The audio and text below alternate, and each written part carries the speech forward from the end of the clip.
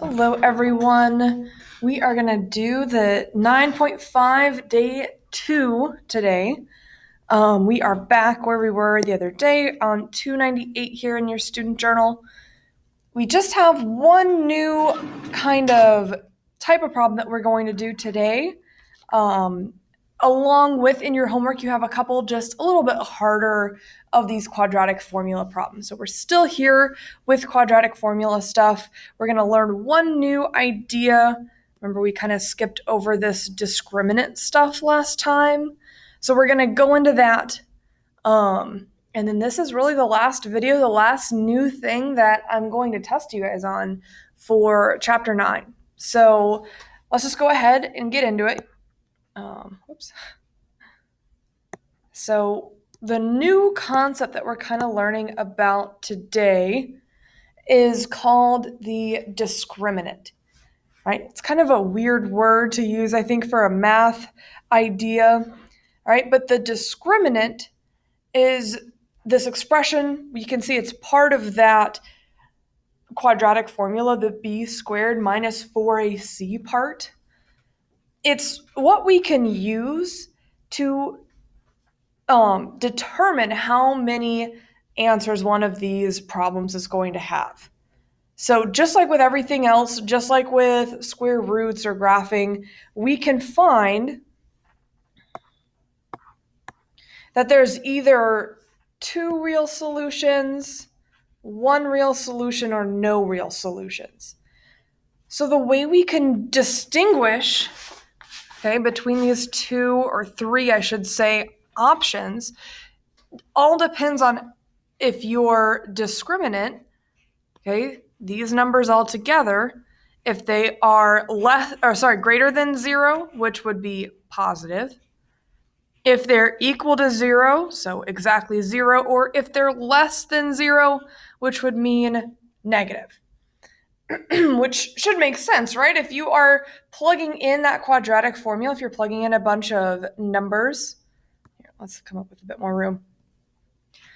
If I have some number, I'm just going to make a bunch of stuff up.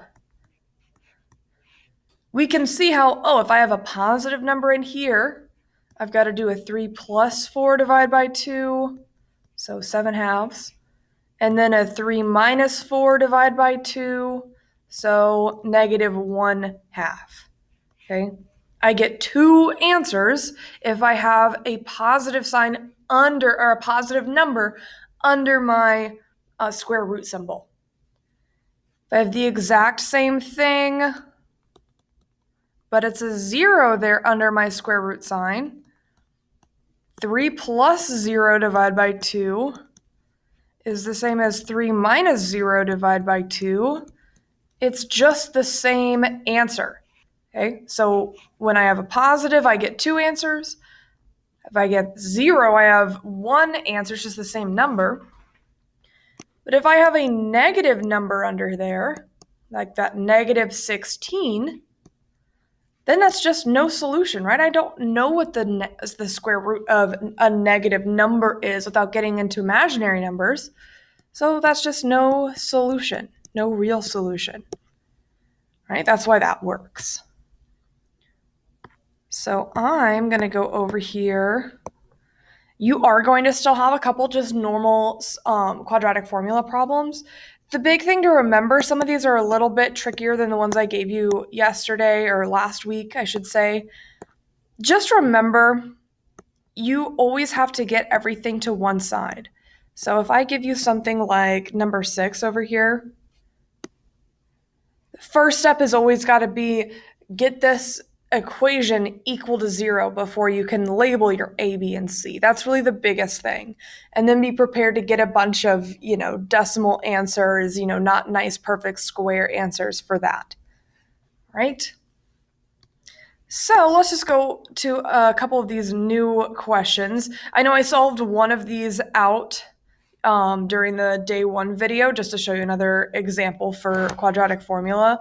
But really, these questions, these problems are asking you, determine the number of real solutions. It's asking you, find the discriminant and figure out if it's positive, 0, or negative. Find out if you have 2, 1, or 0 solutions.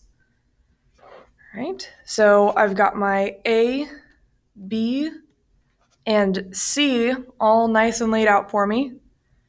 And for discriminant, remember, it's just b squared minus 4ac. You don't have to do the whole formula. Okay, b squared, it's going to be 36. Or I should really write it out. Let's write it out. 6 squared minus 4 times a, which is negative 1, times c, which is 3. All right, so my 6 squared, I do get 36. Be careful with your signs on this part. Always negative 4 times negative 1 is positive 4, times 3 is positive 12. I get a positive 48. It's positive, so I know I have 2 solutions. Okay, so your answer isn't 48. It's asking you how many solutions does this have. Your answer is 2 solutions, right? So be sure on your homework you're making sure what the question is actually asking you. If it's asking you to go through and solve, find an answer. When it's just saying how many real solutions, that's when we can just go through and use that discriminant. Okay? This day 2 assignment is your last real homework assignment that we have, so go ahead and get that done. Make sure you're ready for your Chapter 9 test later this week, and I'll see you guys soon.